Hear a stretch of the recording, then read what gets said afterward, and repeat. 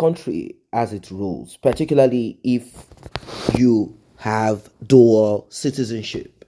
Nnamdi Kanu, the leader of the indigenous people of Biafra, has Nigerian citizenship and also British citizenship.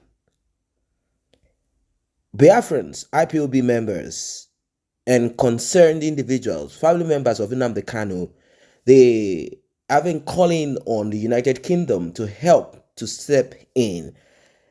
And since this is not coming forth, in fact, the consular representing the United Kingdom in Nigeria has made it clear. They said anyone who has dual citizenship and has issues in the other country, they cannot step in at all unless they investigate and they find out that there is gross. And when you say gross, they have their definition for that kind of human rights abuse. But there is a new twist. There is a judicial review that is ongoing. The challenge brought by Nnamdi Kanu's family relates to the former Foreign Secretary Liz Truss' unwillingness to reach a decisive view that the 55-year-old was a victim of extraordinary rendition and other human rights abuses by the Nigerian government, an approach still maintained by his successor, James Cleverly. Despite admissions by the Nigerian government itself, of course, we know how it happened from Kenya. Kenya helped them. They said he's a terrorist, and they did all what they did. They brought him into Nigeria.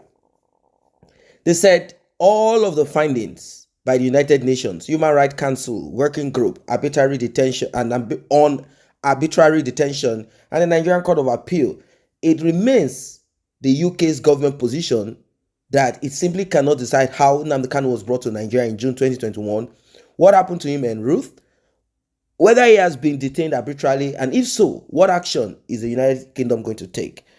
Unfortunately, the United Kingdom will not take any step because Nnamdi Kanu is talking about what they created, what they are part of.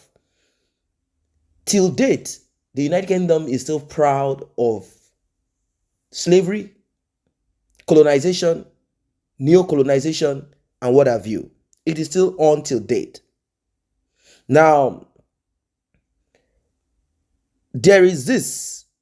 Justice Richie said, the right to life of a British subject is at the center of this judicial review in which allegations of unlawful rendition and torture are made against the Nigerian government, which allegations at Court of Appeal level have apparently been upheld by the Nigerian court.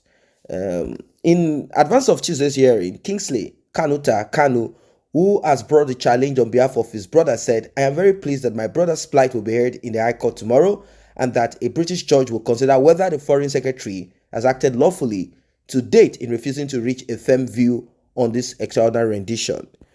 Well, we hope that Nnamdi Kanu gets what he wants because it's going to be very difficult.